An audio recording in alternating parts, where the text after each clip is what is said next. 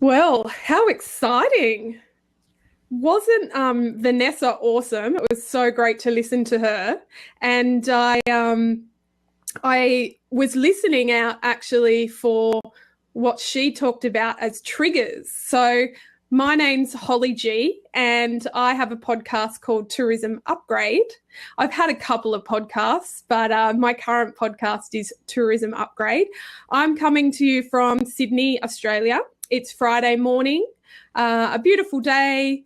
I don't normally record on a Friday morning because there's lots of garbage trucks around. So we'll see how we go. And I'm very excited that I can have a bit of a co-host. So the podcast digest, do you want to say hello there?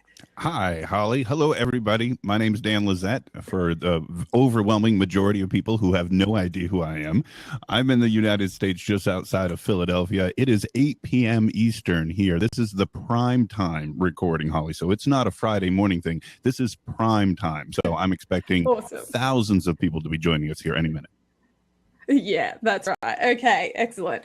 Well, for us, it's actually the Friday morning of a long weekend. So we have the Monday holiday. So it's a lot of the time that people will just, maybe call in sick today, maybe on the Friday or take an extra day. So, or even just like have an easy day at work. So I'm hoping that a few people out there can just, pop their headphones on and listen in and join in.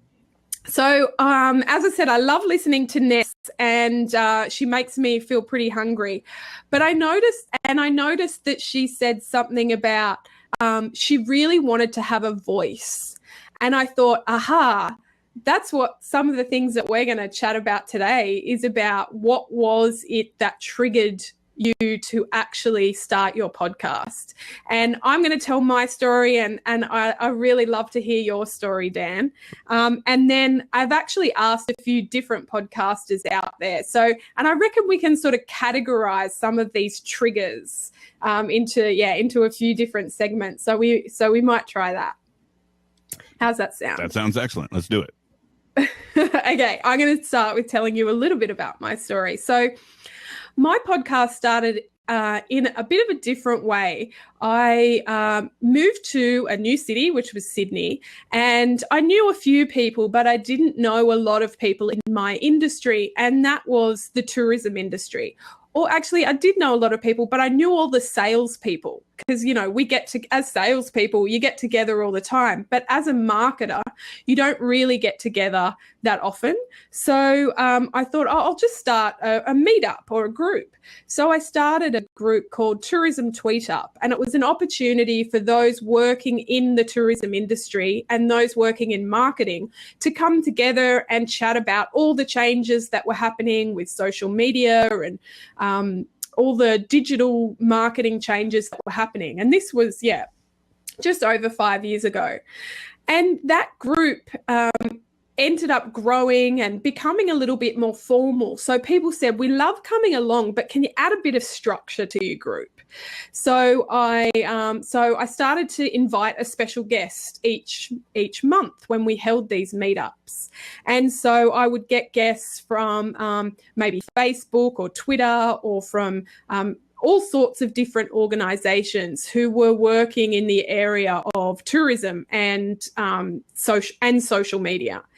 And anyway, this group grew and grew and grew to like more than 100 people. So it started, with 5 of us in a bar and ended up having to sort of get microphones and organize a private space so people could hear. And then it did that for several years. And then I was like, it sort of sucks that the only people that get to hear these amazing conversations that we are having and our fantastic guests are the people that physically come to this event. They have to be in Sydney. They have to be available on that night. It's such a waste. Like these guests are so amazing. And then the other thing I thought, and the thing I was struggling with was, okay, the guest has to be in Sydney, so it's a physical thing. So I'm only really tapping into a limited amount of brains trust.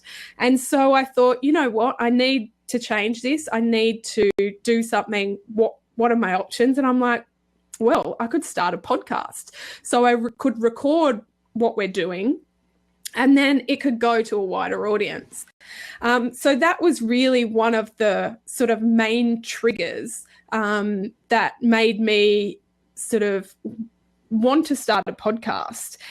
At the same time, I happened to be listening to lots of podcasts. So it was a love of listening. And I think if I hadn't have been doing that, then I probably wouldn't have thought about podcasts. But I loved the way that a host could just get into your ear and you felt like you could really get to know them. And I love that sort of side of it. And so, yeah, I would call my sort of trigger a few things. It was a bit out of frustration that I couldn't sort of get all the guests that I wanted, and frustration that all the hard work I was putting into organizing an event was maybe only being heard by 50 or 100 people. And I just thought it's a way that people could access this great content globally. So there's heaps of little triggers in there that I think we can sort of dive into a little bit more. But I'd love to hear your story, Dan, in terms of sort of what were some of the triggers? Well, Holly, I can tell you up front, your story is about 10,000 times better than mine, in the sense that you had a message and you had already ongoing conversations with a limited audience, and you were looking for that further reach that allowed the podcast to be the next obvious step. For me, it was so much simpler, in the sense, so much more innocent. I needed a hobby. I needed to get out of my wife's hair, and I was also an avid podcast fan. Thus, the whole topic of my show and my desire to speak to podcast hosts and producers and kind of go behind the scenes of those wonderful shows that I've spent listening to for years. So it's interesting you talked about moving. That was also a chapter in my story as well. I used to live in the Virginia Beach, Norfolk area of southeastern Virginia. We came up here to the Philly suburbs with a day job promotion of mine, and realized I had all this extra time. And I said, what am I going to do? What am I going to do? I've been a mobile DJ for almost 17 years. And I said, well, I'm familiar with a microphone and I absolutely love podcasting. So I had two of the most important ingredients I ultimately would end up needing to make this thing that I do now once a week a real thing. And it started out and there was a whole nother topic in terms of show evolution. Mine went through a number of different changes before it became what it is today, now almost 110 episodes in. But it basically said, you know what? I know a little bit about podcasts. I know some good stuff. And many of you watching right now, listening now or later, and Holly, you've probably seen this as well, where you find something that you really love and then you go and tell somebody about it, a coworker, a friend, and they give you the, what's a podcast? I don't understand. What are you talking about? Yeah. And so that happened everywhere. And I know all kinds of people who've had that experience. And so my idea was I wanted to kind of create a one-stop shop where somebody could come and say, check out my show, and then I'm going to give you dozens and dozens and dozens of other great things to talk to subscribe to and listen to. And that's why I think International Podcast Day is so awesome, because it's sort of an alignment of goals here, where it is to kind of get that message out to everyone. So a microphone, a Mac Mini, and a couple of really dumb first couple episodes later, and the Podcast Digest was born. Yeah. And you know what? I was thinking when I was saying, oh, I'm not sure if I can just talk for an hour on my own. Can I have a bit of a co-host, please?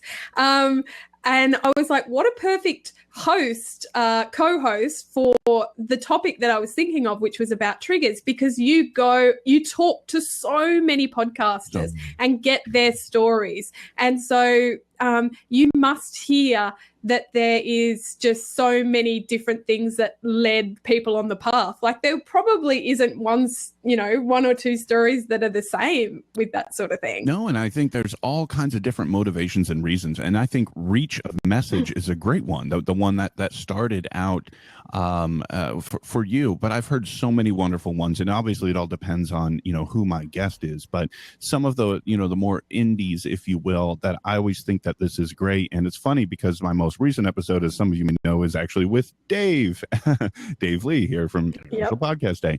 And he talked about doing podcasting with his dad, Steve. And I see that a lot where it could be a husband and wife or a group of friends, and it becomes this appointment social event where it ends up being that this is our obligation to get together, and this is, and kind of like you were saying with the sessions that you were holding, where the conversation ends up being so good and you want to either hold on to this for posterity or end up saying other people really need to hear this, and then you end up deciding to go to this medium. And so many of the shows more on the independent conversational friends or husband wife type shows are for that reason. And ultimately you end up almost having virtual friends, if you will, from listening to some of those shows, because you end up caring about their lives and caring about the progress and the news that's happening with them. And that's just one sort of on-ramp for people to start a podcast. Yeah, well, I often talk or use the word compelled, because with a lot of the things that I do in my business, which is all around tourism marketing, I often think, what am I doing this for? And I'm like, well, I almost felt I was compelled to do it. Like, that's really a word that resonates for me when I think about triggers and think about doing things. But one of the reasons I'm compelled is because I think people should hear this, or, there's something in there. I know I asked, there's an Australian podcasters Facebook group, and I asked some people on that group what were their triggers. And there was a guy who runs tennis days. His name is Dave. And he said, I realized that I had an illness where I needed to talk about tennis almost all the time to basically anyone that would listen. I ran out of people who would listen, so I went searching for them on the internet, and hence his podcast was born. But I think that ability or that need to sort of reach a bigger audience or get access to more people is probably a good trigger. And related to that gentleman example you just gave, that I was sitting here thinking as well, is that podcast and audio are in some ways almost a great unifier. It's almost a great evening out of the barriers that one might have to get their own message out there, right? If you're a writer, you may need to have a certain set of skills in writing. If you're an actor or a voice actor, there's obviously, another certain set of skills.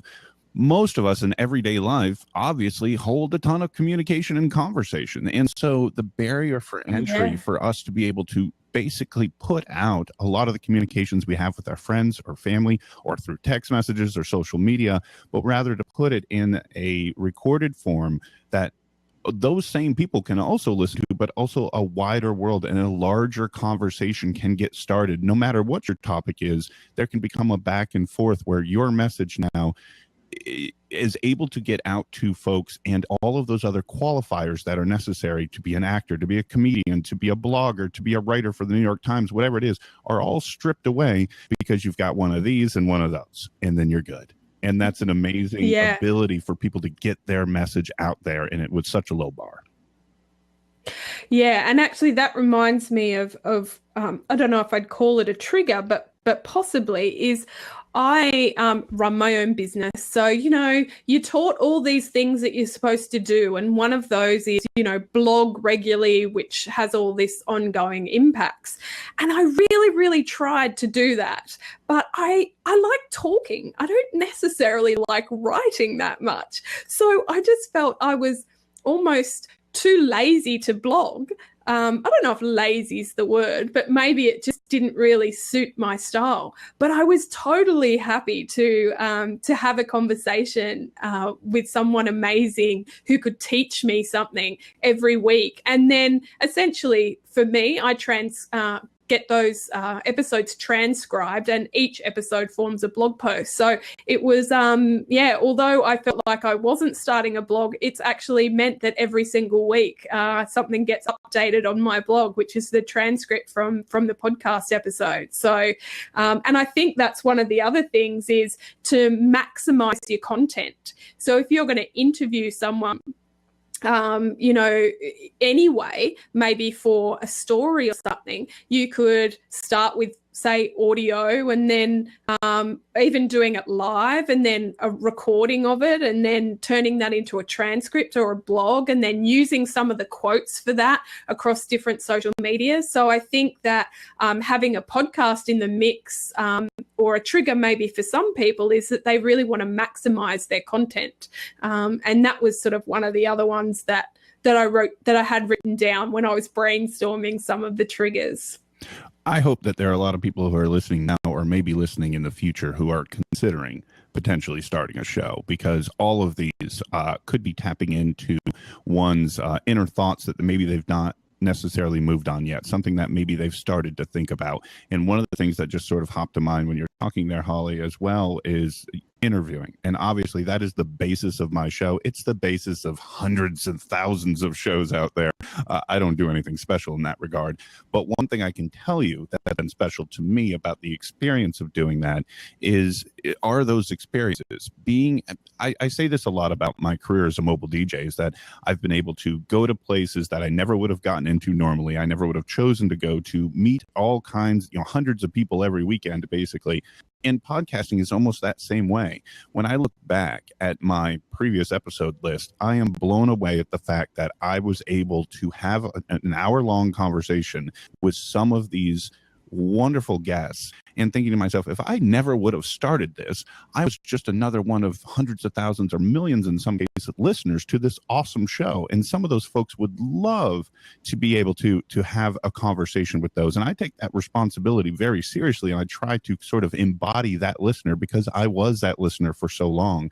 And to be able to have those experiences, to meet the people, to pick the brains of some of these amazing guests that I've been so fortunate to talk to, is worth it in and of itself. So if you want to sort of make new friends, have new experiences, and basically just sort of broaden your life experience in a way that is so unique to this medium, if that's inside of you and you're listening to this right now, that's definitely something that could be that trigger to get you started.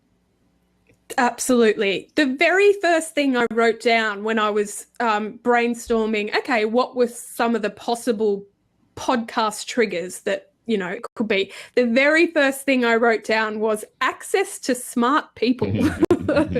I love that ability to pick people's brains, to ask people questions, to get access to people. It's such a privilege to, and I've got the perfect excuse. Will you come on my podcast? Can I interview you for an episode of my podcast?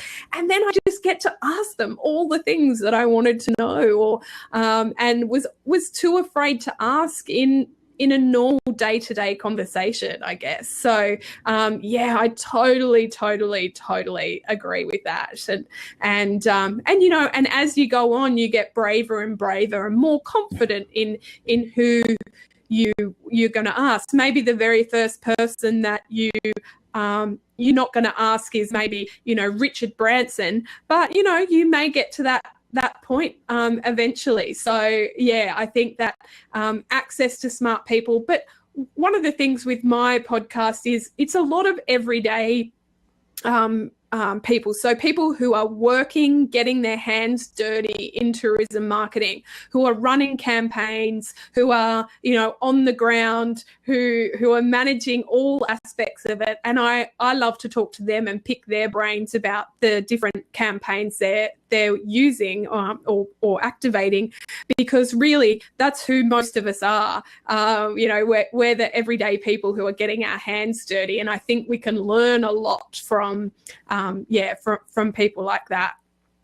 Yeah, absolutely, and that's sort of one of the things that I talked to somebody on an upcoming episode here, and he was telling me how he's got a firm belief that everyone has a story, right? So it doesn't necessarily have to be somebody wildly accomplished in a particular industry. Obviously, that's nice to have, and certainly beneficial for that access to smart people, picking people's brains, so to speak. But anyone, I remember my first ever guest was my brother down for a holiday.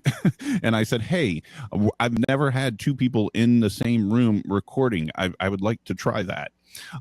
And what was funny is at the time I was just recommending episodes, recommending podcasts, and my brother's not a podcast listener, but he is an audiobook listener. So I said, well, that's what we're going to talk about. So I think it's like episode 10 or 14, way back in 2014, I released. It's a conversation with me and my brother going over audiobooks, but for no other reason that it was, somebody to have a conversation with, somebody who was willing to be a guinea pig, test the new mixer I had.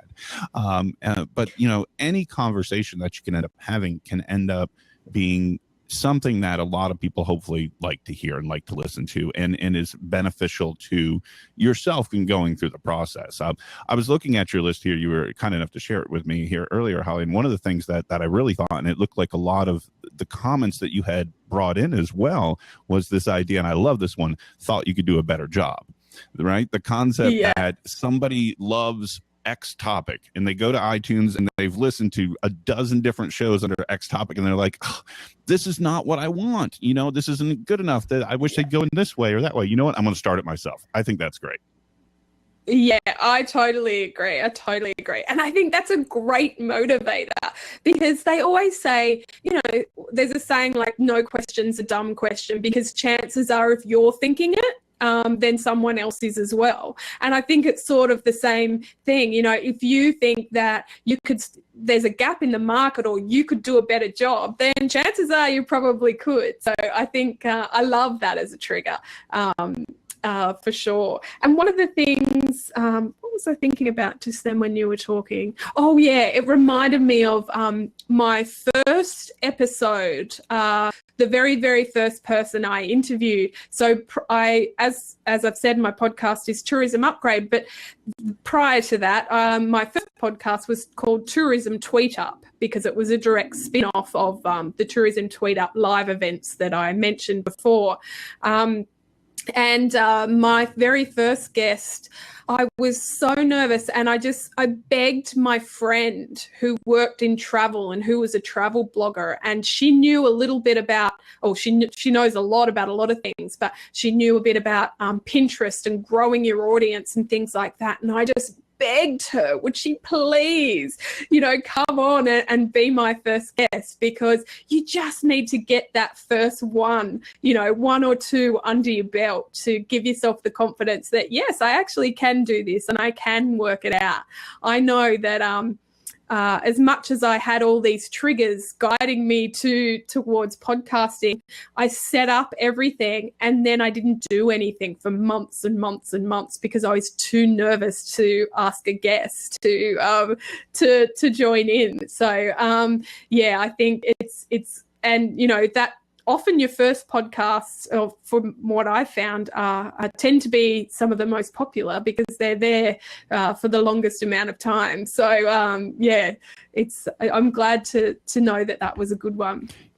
Following on from what Tess was saying about having a voice, I asked, again, was sort of talking to a few people about what their triggers were. And there was Lucy Butcher, and she's got a podcast called Stranger Attractor. And it's all about sciencey stuff. And she was just like, I really felt so passionate about science, and I wanted to add my voice to the crowd. So she felt really strongly like she had a viewpoint to offer and a lot to give. So her real trigger was, I wanted to get amongst it. I wanted to add my voice to the crowd that was already happening. And actually, while we're talking about different triggers, if anyone wants to add in the comments what they think their trigger was, then I'd love to hear that. I love knowing what takes people from actually sort of maybe thinking about it or being a podcast listener to actually then saying, yep, this is for me. I'm actually going to take action. I'm going to do this. So I love hearing about people's triggers. So if anyone wants to add their comments, then then go for it. Yeah, and bring the honest one, folks. Like I was annoying my wife, and I needed a hobby. Okay, that was my start. So don't try to come up with something that wasn't true, folks. If you were annoying your spouse like me, it's okay. Yeah, well, that's what I loved about Dave's, how he was saying, I realized that, I'd run out of people to talk to. So, so I had to. Another podcaster from Australia, Ken Bergen, who has the Hospitality podcast, and I've actually been a guest on his show. And he said he just loved interviewing people on panels and at conferences. But that wasn't enough. He needed to get do it on a regular basis. So I thought he'd start the podcast from there. So I think that's pretty funny too. I can see Daniel J. Lewis. My trigger was realizing I had a message to share and I already had the knowledge or knew how to get it to launch a podcast. Yeah, well, I think Daniel, I think you put the thumbs up when we were talking about compelled. When you've got that message to share, it's almost that you're sort of compelled to do it.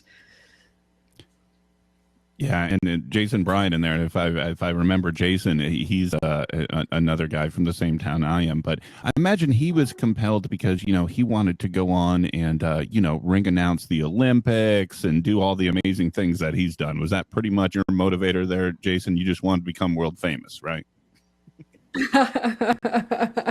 World famous, yeah. Of course, here in a minute, Holly. But go on.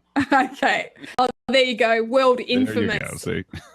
Yeah. But actually, it is an interesting point because as what I've done is developed, my business has changed from being a marketing consultant to becoming a speaker. And I speak at lots of conferences and do a lot of workshops around social media for the tourism industry.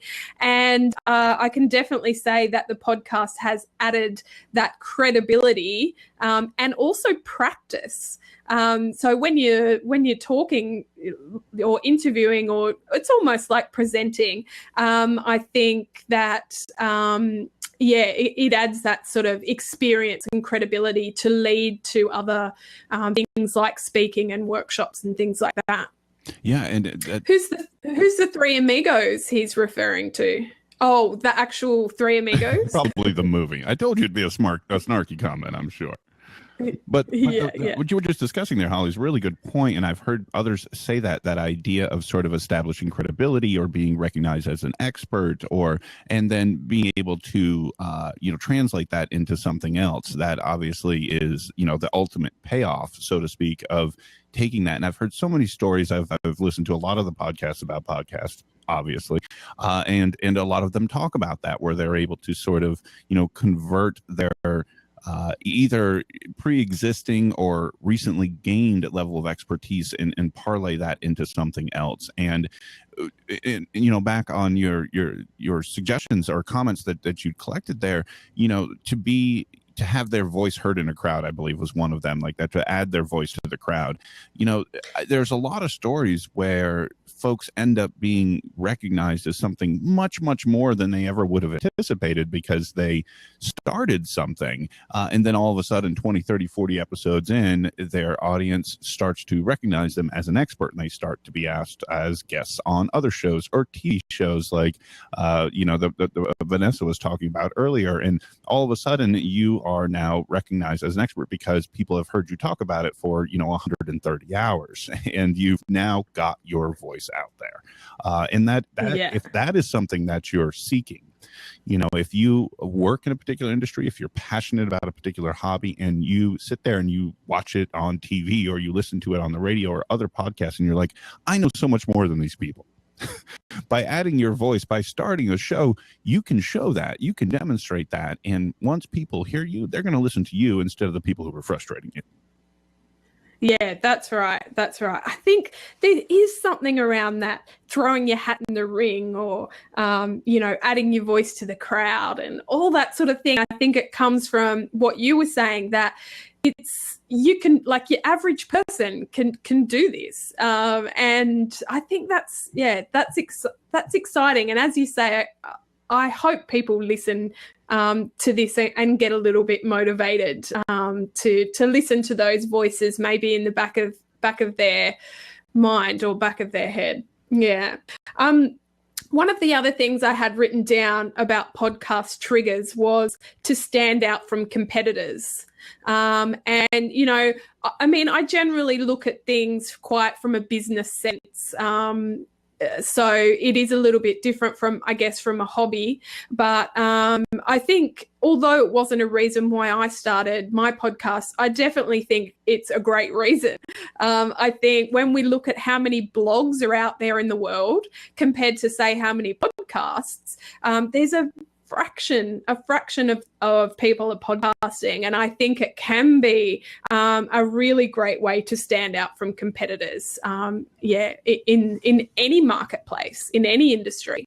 Absolutely. And there are so many people whose product or service is their podcast, or who have it as a companion item to a particular service. I'll give you one example that hasn't transpired, but I've been efforting this for almost 2 years now. I'll go back again to my other part-time job as a mobile DJ. I focused in on weddings.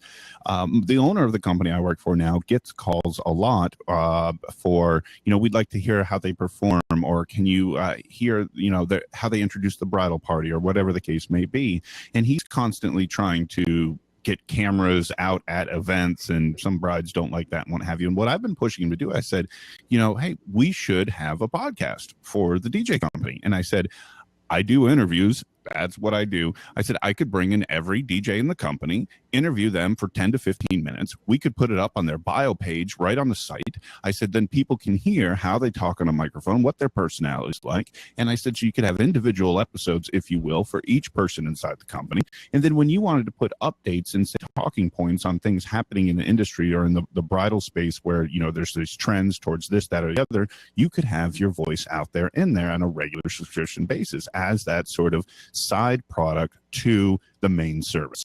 And it's so much better because guess what? He doesn't have to have the same conversation with the phone, on the phone with everybody. Exactly. He can just email them the link and so on and so forth. And so there's creative ways that you could partner a podcast with a particular product, service, whether it's the podcast itself or something else. There's a ton of people out there doing it. And I think you're right. It's a great way to stand out from the competition.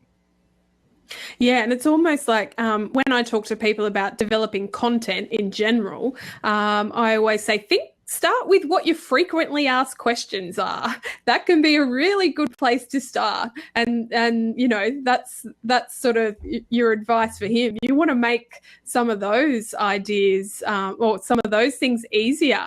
So what, he hasn't signed on the dotted line yet? Or I don't know what his problem is, but that's a whole nother conversation.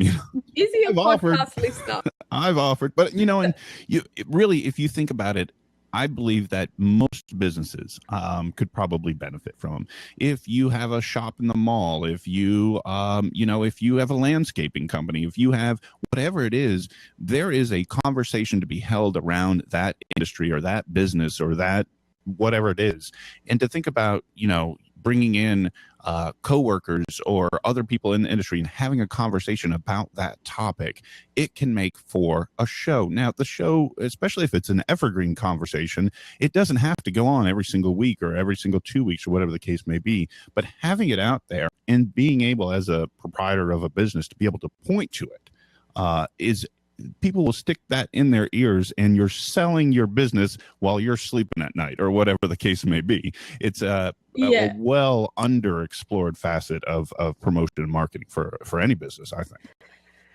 And I love the idea, and I say this sometimes to people that are just thinking about, putting their toe in the water with podcasting. I love the idea of a series, So think about it from, okay, I'm going to do a 10-part series or a 12-part series or whatever it may be, because once you put a few boundaries around it like that, I find it's a little bit easier to get on board. So you don't feel like it's something that you've got to do forever. It could be a specific series on something that relates to, your business or what you're wanting to achieve. And I think that's a great way to start. For those that are maybe thinking about it but scared to commit to the long term, maybe think about a series. Yeah, no, absolutely. Yeah, the seasons are very popular right now because those people are so much smarter than people like me who try to do this every single week. Seasons are a great idea, and if I'd have started 100 episodes of that idea, I could be on vacation more than I am. But definitely, or just something that's evergreen where it could just kind of sit out there and be, this is my 12 episode run on topic A. And then when you've put together the narrative for topic B, you can come back and do that whenever you like, especially for topic A, if it starts to age out or whatever the case may be. But there's so many different reasons I think that one might be motivated to do it. One that wasn't on your list, Holly, if I could bring up, because I think actually Dave and I were talking about this on my current episode. Plug. But one of the things that's really neat about this is that you are creating a library of sound for the future, whether that be something you yourself may want to listen back to 30 years from now to realize what you were like 30 years ago, or maybe for your kids, or maybe for your grandkids, where this is going to live on in perpetuity. And it's almost like an audio diary, regardless of your topic.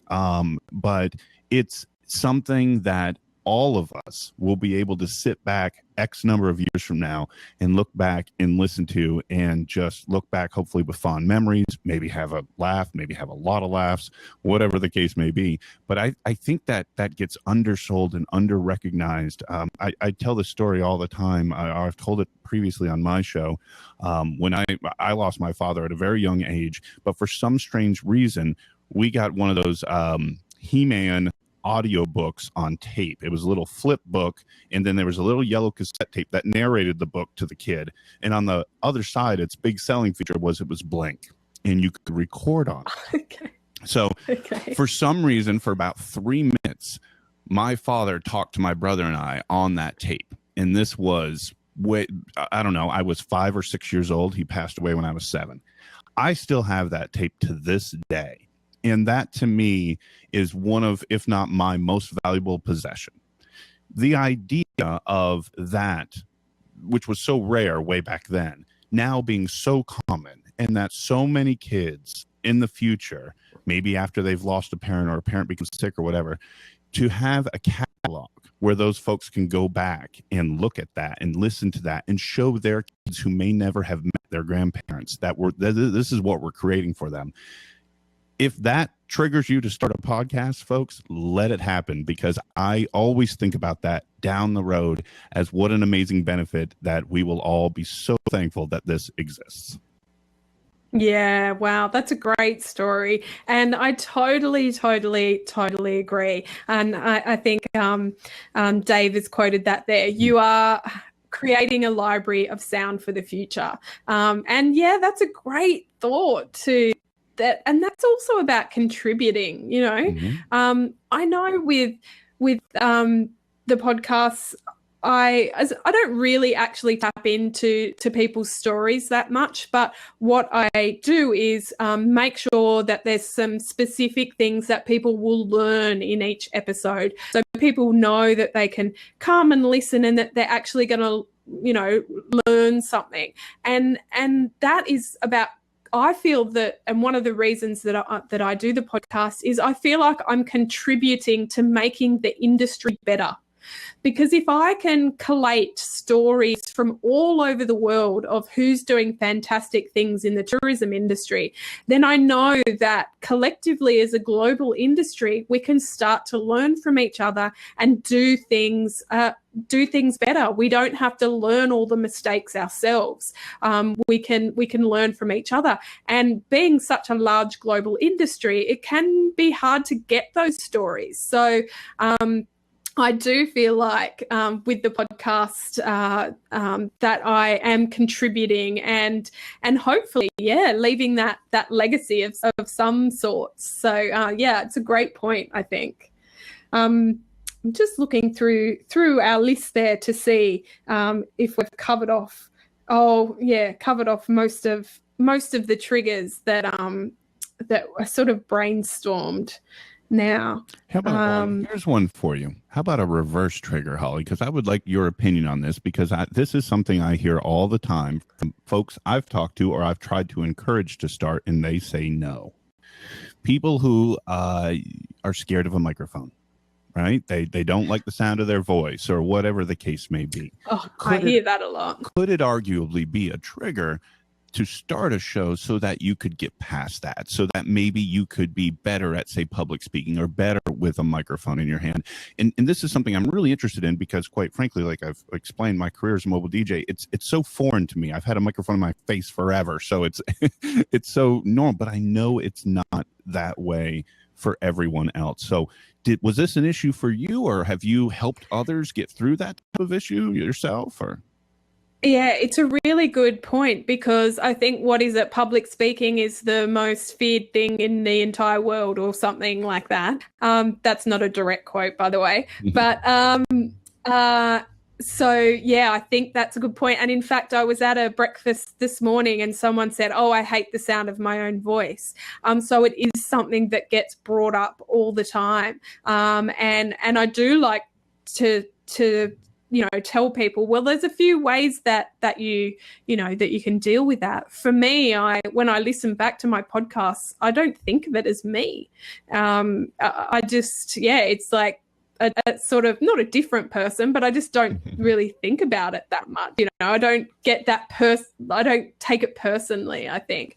But I think it's a really good point too, because more and more now, and as we grow in our careers, and especially as marketers, we need to be able to be great public speakers and be confident in front of a crowd. And I think podcasting is definitely a way that you could grow your confidence. And the thing I also say, when people are starting or experimenting, is don't worry, you're not going to have much of an audience until you start marketing it anyway. So no one will hear the first few episodes if you don't want them to, but it gets you into that psyche and into the habit and into the practice of it. So yeah, I think that is a really good point. Oh yes, very good.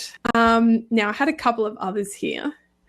And it's interesting actually about people talking about having to have radio experience, or so many people say, do you come from a broadcasting industry, or do you need to, and all those sort of things, which I have absolutely, or I had absolutely no experience in whatsoever.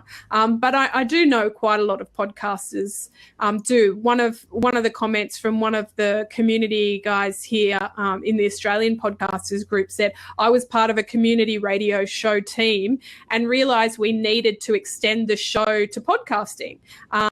And he started podcasting as soon as iTunes hit Australia, just as that spin-off of the community radio show.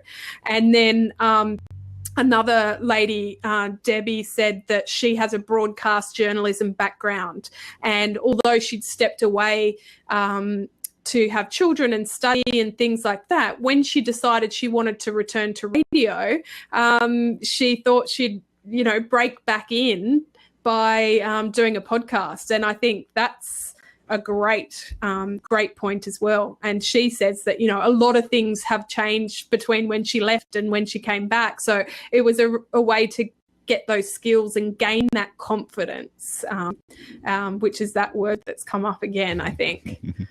I think anyone, I believe this, if you can speak, and technologically speaking, there may be even ways that people who can't podcast, but I haven't gotten into that. But if you can speak, I believe you can podcast. Now, the question is, do you want to? or do you have a desire to, or do you have something to say? Do you have a message? Those are different questions than who can, right? I believe anybody can, especially now. There are so many great mobile applications. There are ways to do it straight up from your phone with earbuds. You know, people say all the time, oh, you could do it for $100 and less. And that's definitely true. But you could do it for even less than that. Now, it doesn't mean it's going to sound good per se, but if you really want to, right, you can. And the question is, I don't think that that's really the hard part. I think the hard part is, where are you going to get your satisfaction? Where are you going to draw the pride in performance and what you put out there and the message that you're sending? And kind of navigating that out and trying to figure out what you want to accomplish. You know, like you said, if it's about the tourism industry, you know, are you trying to partner this with a different business venture, or, you know, whatever the case may be, depending on what your goals are. You need to know where you're going and what you're doing. And if you've got that spelled out, any of these triggers, I think, can be more than motivation enough to start the process. And I think the best advice, the best thing I've ever heard is just do it, right? Just hit record, just get it out there. You don't have to publish it, right? Just create an MP3, email it to your mom and say, what do you think? Would you listen to this? Because if your mom won't, guys, probably nobody else will, you know, but she's going to tell you it's awesome. Okay. And then you can give it to a friend, and then you can go from there. You don't even have to publish it yet. Just record an MP3 and go from there. Yeah, for sure. So, okay, I'm going to recap some of the possible triggers for starting a podcast, and tell me if I've forgotten any. 1, access to smart people. 2, access to people globally. And I think this is especially big, I don't know, for people in Australia, because we do feel a bit isolated here. Yeah, like it's an island or something. And yeah, I think that access to people globally was definitely a big one for me. Too lazy to blog. Love listening to podcasts. Thought you could do a better job. Big gap in the market. So identified a big gap. To reach a global audience. Through frustration. I think that's sort of linked to thought you could do a better job. I think mine was frustration because I wanted it as a spin-off from a live event. Maximize your content to stand out from your competitors, adding your voice to the crowd, capturing the moment you felt compelled to, and that, having a voice, I guess. I think that's a pretty good list of triggers there. I think it is. And you know what? I'm going to guess there's probably a bunch more. Somebody else is hearing this and they've got their own personal motivation. And I think that's great, right? Whatever your motivation is, whatever the trigger is for you to get started, that's the most important thing. I think that's the most important thing about Podcast Day, telling people what it is, why it's awesome. And, you know, I tell people all the time, look, if you do the dishes and you have CNN or SportsCenter on in the background, there's an easier way to do that. Just have your earbuds in, and then you can pick from, 300,000 shows now on iTunes of whatever topic you want. And if you don't like that one, subscribe to something else. And I think it's going to be, you know, a continued growing thing, especially when people realize that, you know, there's anything you want there. And if you love listening, like another thing you talked about, then you could start your own. You could put your own voice in there as well. Yeah. And then the one that I did forget, which is one of the big ones that you said, is creating that library of sound for the future, for sure. But as I agree, there would be so many reasons, and everybody has their story or their trigger. And but sometimes we don't really get the opportunity to reflect on our trigger, or to reflect on why we actually started it, or remember why, or even tell that story. And so I think for those of us that maybe have been podcasting for a while, hopefully this conversation encourages people to think about what was their trigger, and remind themselves maybe what they are doing it for, and whether that reason is the same now as it was when they started. It may well have changed, which is pretty normal, I think. But I think it is nice to sometimes get the opportunity to tell the story of why your podcast started and what was that motivating factor to get you over the line. So yeah, lovely to chat with you, Dan. And the thing I like about your podcast is you get to be introduced to all sorts of other podcasts, because one of the questions I often get asked is that how do you find how do you find great podcasts? But now we can just direct them straight to you and say, oh, well, here, we get a whole sample here. Well, I appreciate that. There's a lot of places to go. I just hope I'm one of the pit stops. Yeah, that's it. So as we're sort of wrapping up here, maybe I'll put a link in. So I I do love Twitter, so please feel free for anyone to connect with me there, and I'm at Holly Galbraith. So I'll just write that in our little notes there for Twitter. And then if people want to check out my show, it's Tourism Upgrade, and I mainly talk to tourism marketers. So we're getting on to trends and what's happening in the world of tourism marketing now, which is always ever changing and growing competitively. I happen to love to travel, which is why I got into tourism in the first place. So it's great to have that ability to talk to people from all over the world and pick their brains. But Dave, do you want to give yours a bit of a plug or put some links in there? Absolutely. If I ever traveled to Australia, Holly, I'll be sure to look you up. I have a feeling you would be the resident expert. Okay, at this point. Look, I love showing people around. So yes, you can definitely do that. I do. I love showing off Sydney to people, and I don't know if you like a beer, but I can definitely direct you in the right places there. Well, my little show, folks, called the Podcast Digest. I thank you guys for listening. Check it out. Mostly what I do is long-form interviews with hosts. A lot of great guests in my back catalog, folks. I promise that you've heard of, between Roman Mars and the Kitchen Sisters and all the awesome people. Dave Lee, who's been on my show, Mignon Fogarty, Grammar Girl, Rob Walsh from Libsyn, Nick Quall from Hot Pod, and all kinds of other folks. I mean, like I said, I'm just now scratching the surface with that type of list, but there's something in there probably for everyone. At Pod Digest on Twitter. And Dave, Steve, Daniel, thank you guys very much for throwing my name here, introducing me to Holly, and letting me chat for a little bit.